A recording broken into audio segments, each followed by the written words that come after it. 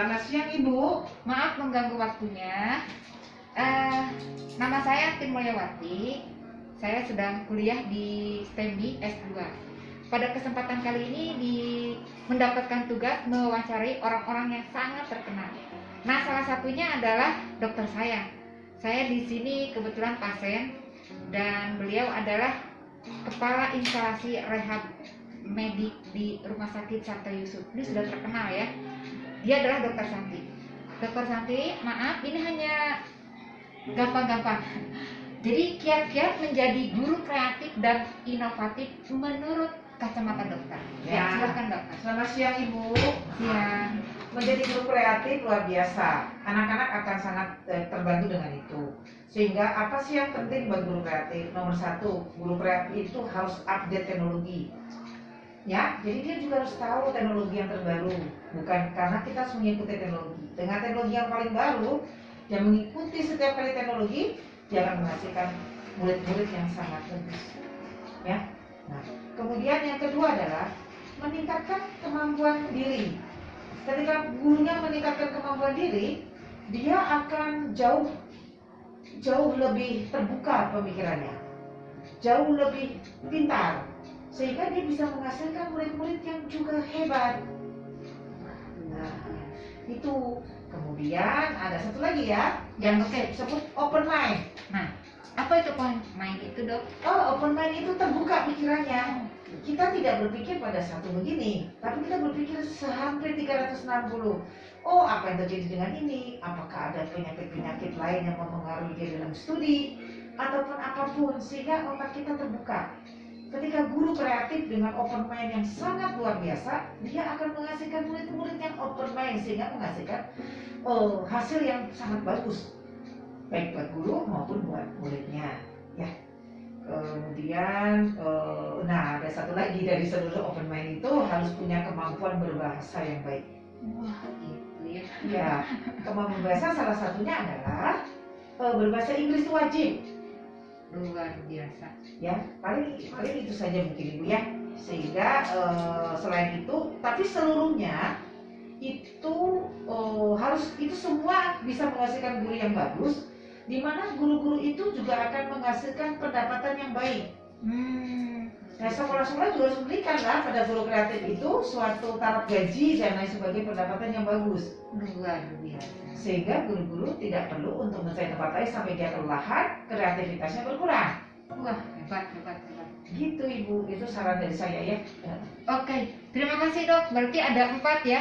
Ya. Ada 4 dan yang 5 itu nanti akhirnya adalah ke pendapatan mungkin ya? Betul, kalau dia kreatif dan dia sangat bagus, dia bisa menghasilkan itu. Luar biasa. Terima kasih waktunya Dok. Sama-sama Sukses dokter. selalu ya dokter ya. Ya, sama-sama Ya. Ibu. Terima kasih. Dadah. Yang pertama adalah bahwa ketika kita berkomitmen untuk menjadi seorang pendidik, maka sadar atau tidak kita harus sudah memulai mengingatkan diri kita masing-masing bahwa tanggung jawab kita terhadap bangsa dan negara ini sangat-sangat besar, dan sudah barang tentu bahwa seorang pendidik selalu dituntut untuk selalu mengupdate diri, baik ilmu pengetahuan, teknologi, termasuk di dalamnya adalah berbagai metode pembelajaran yang sudah barang tentu dari masa ke masa itu mengalami perubahan. Dan yang utama juga adalah bahwa seorang pendidik dituntut untuk selalu meningkatkan diri, meningkatkan kapasitas diri, meningkatkan kapabilitas, khususnya karena teknologi informasi dan pengetahuan itu selalu terus berkembang dari masa ke masa. Nah, pengembangan diri inilah yang selama ini jadi acuan bagi saya di dalam kehidupan sehari-hari. Pertama, memang dari awal saya lahir dari seorang pendidik gitu ya, sebagai pendidik yang mulai dari pendidik atau guru di sekolah dasar, kemudian karena mencoba meningkatkan kapasitas diri, meningkatkan kapabilitas, maka secara berangsur atau karena barangkali ya Allah menakdirkan lain sehingga pada satu masa rektor Universitas Terbuka merekrut saya secara langsung sebagai dosen di Universitas Terbuka. Nah, ini pun bukan tanpa tantangan malah semakin besar, semakin berat. Dan ini salah satu hal yang juga perlu kita tetap menjadikan atau memicu dan memacu diri kita untuk terus beradaptasi dengan tuntutan pekerjaan, beradaptasi dengan tuntutan perkembangan ilmu pengetahuan dan teknologi gitu ya. Beradaptasi ya Pak. Nah, sampai akhirnya pada satu masa bahwa karena tuntutan-tuntutan itu terus berkembang, maka saya sendiri tidak kemudian berhenti pada satu titik. Ya, khususnya untuk pendidikan formal. Di samping pendidikan-pendidikan yang non formal, pelatihan-pelatihan yang mengisi ruang-ruang kekurangan wawasan, kekurangan ilmu pengetahuan. Itu yang barangkali sekitar apa yang selama ini kami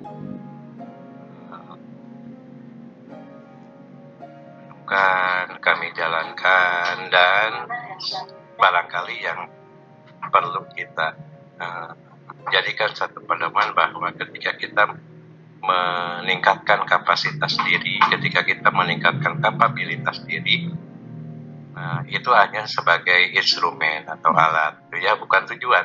Yeah.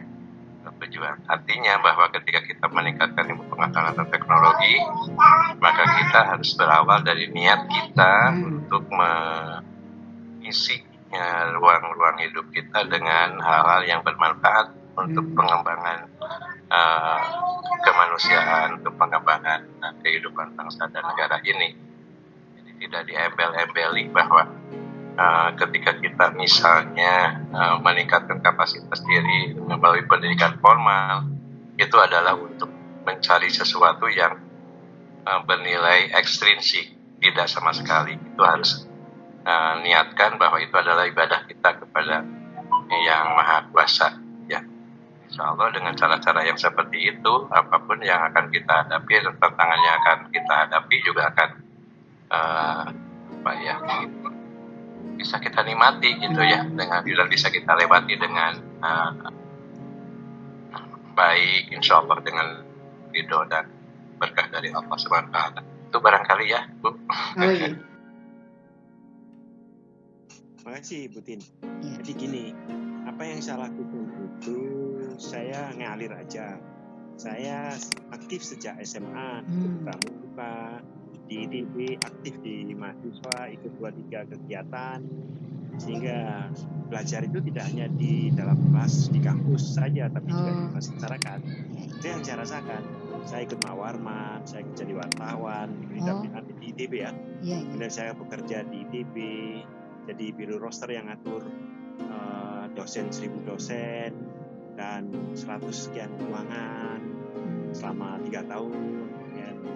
Saya juga di koran kampus dulu, karena sekolah harus biaya sendiri, harus nyari duit, dan uangnya itu salah satunya ya jadi canvasser atau pencari iklan.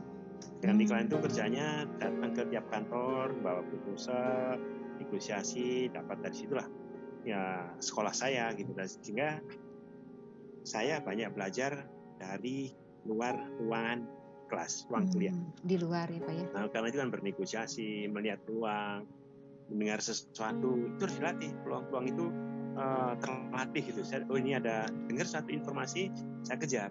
Dan dia dengar informasi, saya datengin, Pak ada ini apa yang bisa kita sinergikan.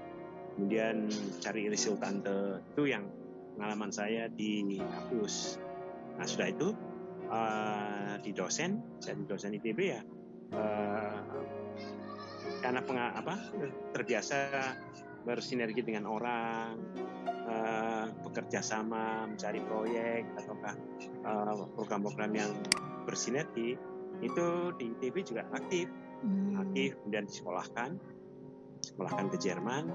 Kemudian sebelum pulang ke Jerman, saya ditugaskan oleh ITB untuk bekerja bersama industri, bersama konsultan Jerman membangun Bandung Water Supply. Jadi pemboran air untuk air minum di Bandung selama 3 tahun lah. Sebelum saya ke Jerman. Di Jerman saya aktif di mahasiswa gitu. Monggo Pak, pakai mahasiswa orangnya heterogen. Ya orang Jerman, ya orang Indonesia, orang Afrika. Gitu. Karena aku banyak belajar dari mereka. Mereka kulturnya begini. Nah itu yang saya alami. Nah, kemudian pulang, kemudian ya sudah diminta jadi sekretaris jurusan, kemudian di lembaga penelitian ITB, kemudian juga di Asdir 3 pasca sarjana. Itu. Nah di situ itu saya banyak belajar memanfaatkan peluang, melihat celah apa yang bisa kita manfaatkan untuk institusi kami gitu kan, untuk jurusan tambang, untuk lembaga penelitian, untuk pasca sarjana. Itu peluang-peluang itu selalu ada gitu. Nah tinggal kita bisa melihat peluang nggak, kemudian berani mengeksekusi nggak. Itu yang aku coba terus saja. Kalah gagal itu urusan kedua, tapi coba dulu gitu. Itulah yang jadi bekalku. Setelah dari pasca sarjana saya ke Jerman jadi aktivut. Aktivut aku proaktif aja. Teman-temanku yang lama, pemerintah Jerman, negara bagian, aku datengin aja. Apa yang bisa kita sinergikan? Kita harus proaktif. Oh saya punya ini ya, punya ini, bisa sinergikan nggak? Sinergikan. Jadi ide-ide itu selalu timbul karena ada kesempatan. Kesempatan ada kalau kita proaktif untuk mengembangkan itu. Nah, pengalamanku di Jerman, saya bisa bikin kerjasama 40 dalam 2 tahun, 40 universitas. Siapin semuanya gitu kan, supaya bisa berkembang. Tapi itu emang kerja keras dan harus cerdas memanfaatkan itu sama timku gitu kan. Ditarik ke di kejuruan, di SMK lah, direktur ke SMK. Nah di situ aku lihat peluang-peluang. Salah satu yang aku senang itu membangun SMK itu mahal, hampir 10 miliar kalau pakai duit kita nggak punya sebanyak itu. Ya saya ke lapangan melihat peluang-peluang apa yang gedung kosong, apa yang bisa dimanfaatkan, disinergikan. Ya sudah kita kembangkan bersama dinas provinsi, dinas kabupaten. Dalam 7 tahun aku bisa bangun 700 SMK negeri. Tapi ya gitu, hebat. Ada SMK di SMP, SMK di pesantren, SMK di penjara anak, SMK bangun. Itu kira-kira prinsipnya adalah anak-anak itu kalau jalan ke ibu kota kabupaten terlalu jauh, kadang-kadang 70 kilo, 100 kilo. Ya aku bikin aja SMK kecil di SMP, nempel aja di situ. Ya, dengan waktu ternyata dia berkembang gitu. Jadi memberi kesempatan anak-anak di kecamatan untuk bisa belajar. Kualitas nomor 2 lah. Dengan waktu kualitas akan naik gitu. Tapi pada situ ada peluang anak-anak yang di kecamatan itu bisa sekolah. Nah, dengan waktu sekolahnya akan naik kualitasnya karena jam terbang pakainya. Itu yang aku senang. Kemudian juga dari situ aku masuk perencanaan. Kita kembangkan lagi yang untuk NISN, NPSN itu zamanku waktu di perencanaan. Di mana semua siswa terdata dengan baik. Nah itulah makanya kalau Anda punya NUPTK kan, ya, itu ide Bapak. Kepala biro, hebat, ya itu yang bangun. NISN, NPSN, NUPTK. Kita declare karena itu menjadi database kita. Luar biasa. Karena gini, waktu itu kita lihat kalau nggak ada datanya, karena di lapangan tuh bisa terjadi penambahan orang dan sebagainya, kadang-kadang kita nggak bisa kontrol. Ya. Kalau penambahan 2 orang per sekolah, kalau sekian ratus sekolah itu sama dengan bisa bangun tuh 1-2 sekolah duitnya gitu. Itu kenapa harus terukur gitu. Itu terus ya mengirim orang sebanyak mungkin, memberikan kesempatan. Saya sinergi dengan 60-an 9 perguruan tinggi, sekolahin anak-anak program D3 itu salah satunya, terus keluar negeri. Ya peluangnya ada ya, saya perjalankan sebanyak mungkin anak-anak itu di setiap level, SMA, SMK ke D3, D3 ke D4, D4 1 ke S2, dan ke S3, ya karena punya amanat itu kan, ya negosiasi dengan DPR, disetujui oleh Pak Sekjen, terus kita kembangkan dengan beasiswa unggulan yang kembangkan pertama kali Mendikbud gitu. Sekarang masih berkembang terus kan, kemudian jadi LPDP dan sebagainya. Nah kira-kira itu, terus kemudian dari perencanaan terus saya ke Siamolek. Siamolek ya yang kecil itu kita coba kembangkan sinergi dengan siapapun juga, dengan IPB, dengan Thailand dan sebagainya. Terus kita kembangkan terus yang Siamolek. Terus kemudian aku disuruh ke Bangkok. Ke Bangkok ya sudah, dan bosku 11 menteri kan di pendidikan, tak sinergikan antara 11 menteri. Dan selama saya di Bangkok, saya membangun 5 center baru karena memfasilitasi Kamboja, Laos, Indonesia, Thailand 2 center, sehingga melalui center itulah 4 negara itu menyalurkan dananya untuk melatih guru-guru atau masyarakatnya atau mahasiswanya. Itu kemudian balik ke Indonesia, terus suruh ngurusin menjadi koordinator 7 Siamul Center. Kira-kira itu sejarahnya. Kenapa? Ya inovasi-inovasi itu karena aku lihat ini peluang, saya coba, tak ukur, ada eksekutornya, ada timku atau tim yang tak bentuk, jalanin. Ya. Kalau ada salah diperbaiki, salah perbaiki. Udah gitu. Kira-kira gitu.